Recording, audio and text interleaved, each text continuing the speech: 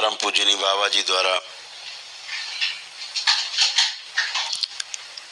अपनी शरीर यात्रा के दौरान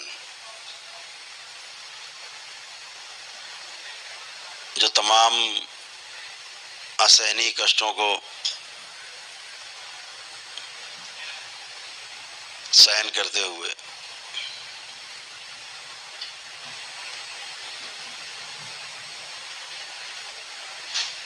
और तंत्र का कांटों भरा रास्ता जो अपनाया था, तब उनकी उम्र मात्र 13 वर्ष थी।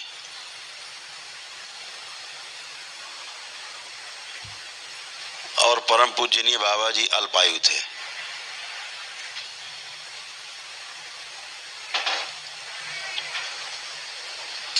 ज्योतिष शास्त्र की गणना के अनुसार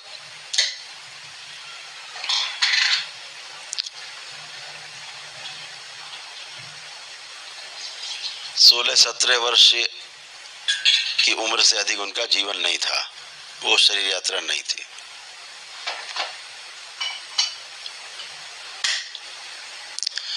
लेकिन परम पूजनीय बाबा जी के जो पिताश्री थे, वह भी स्वयं एक तंत्र के बहुत बड़े ज्ञानी थे।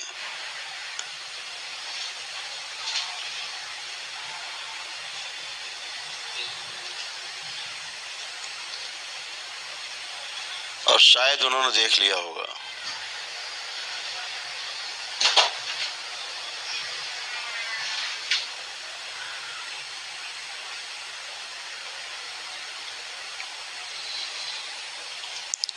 तो सृष्टि को तो कुछ और ही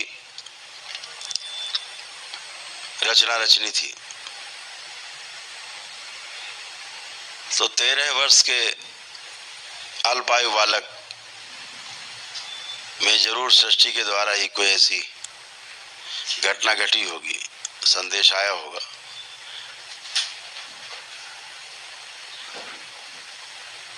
कि उन्होंने घर छोड़ दिया।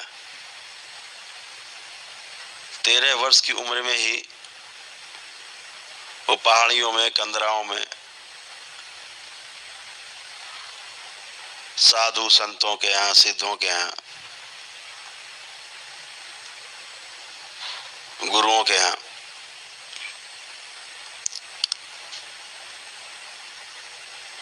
अपने गुरु की खोज में हाजिरी लगाने लगे।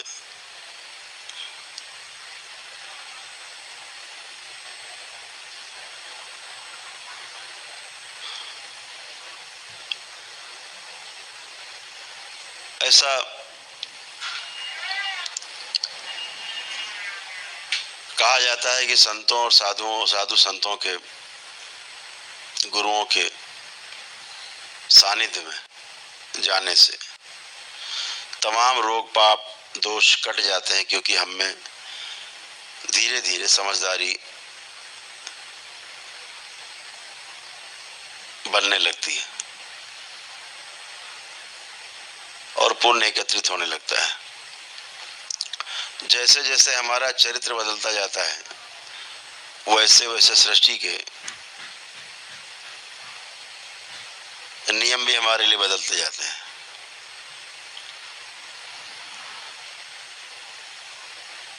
जैसे हमारा सोचना विचारना होता है, उसके अनुसार हमारी आयु घटती है, बढ़ती जाती है।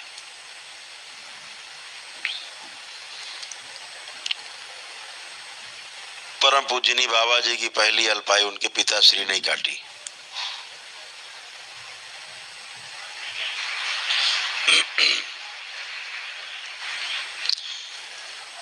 क्योंकि तब तक उनमें बहुत पुण्य एकत्रित हो गए होंगे।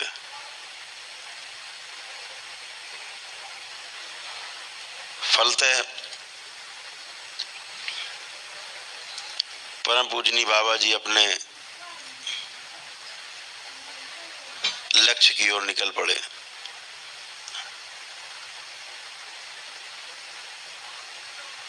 बहुत सरल होने के साथ साथ जिद्दी स्वभाव भी था।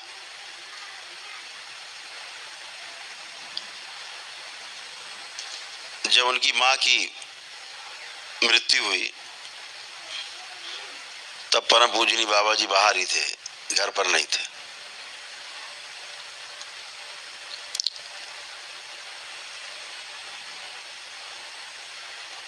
लेकिन उन्हें पता चल गया कि माँ शरीर छोड़ रही है, तो पहाड़ियों से कंदराओं से घर की ओर चल पड़े। उस समय इतने साधन नहीं होते थे,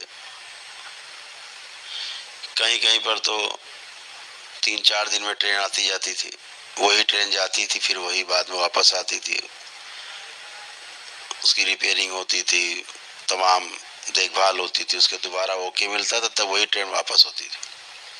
ऐसे 2-3 दिन का गैप भी हो जाता था। लेकिन परम पूजनी बाबा जी जब पहुंचे तो उनकी माँ की शव यात्रा शमशान घाट पे पहुंच चुकी थी।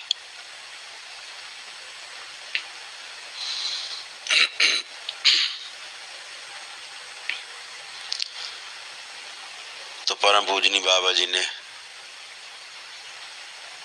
आक्रोश कर, कैसे जा सकती हो,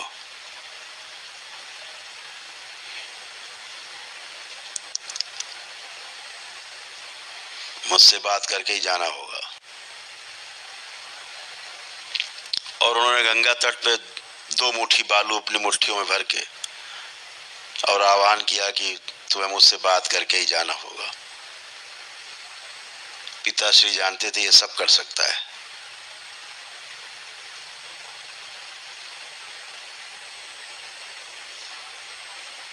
लेकिन मां मोह में न फंसे, उसकी मुक्ति हो, इसके लिए उन्होंने अपने पुत्र से, परम पूजनी बाबा जी से आग्रह किया कि ऐसा मत करो।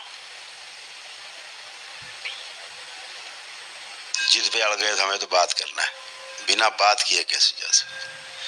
जैसे आप लोग कभी कभी जिद करते थे कि गुरुजी हमारे पिता चले गए, भाई चले गए, उससे बात करनी है, हमेशा हम आपको मना करते थे, सबको मना करता हूं आज भी, मत करो बात।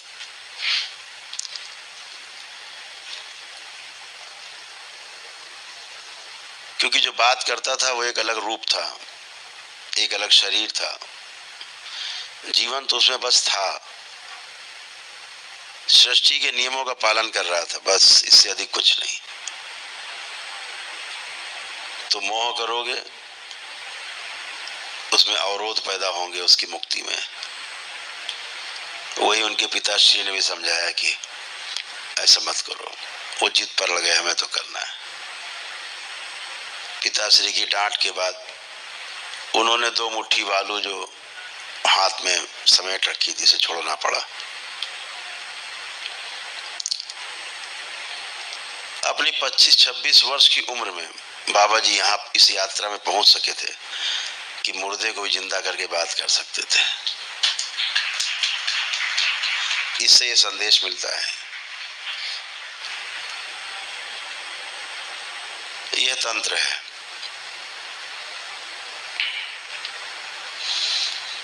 ये एक व्यवस्था है।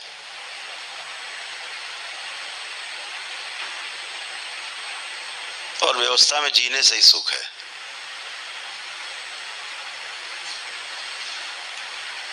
लेकिन तंत्र से सब कुछ संभव है।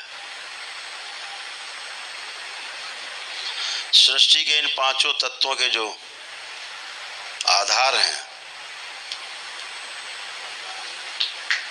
उन पर नियंत्रण संभव है। और उस पर नियंत्रण होने के कारण ही आज परम पूजनी बाबा जी के तप और तपस्या से, मां की शक्ति से, उसके संरक्षण से आप सब यहाँ आके स्वस्थ होते हो, एक दिन में स्वस्थ होते हो। ये उसी का प्रमाण है।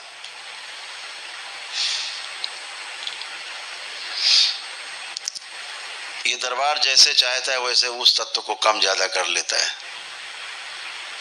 घटा बढ़ा लेता है। तत्वों का घटना बढ़ना ही, असंतुलन ही रोग है, कुपित हो जाना ही मृत्यु है।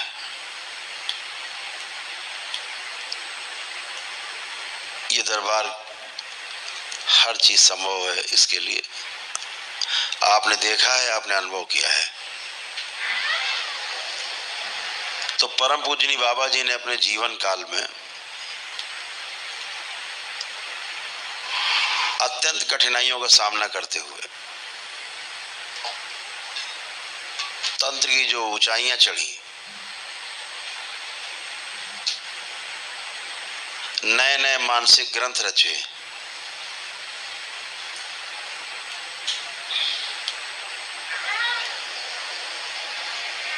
वो कठिनाइयां आपके सामने नहीं आने वाली।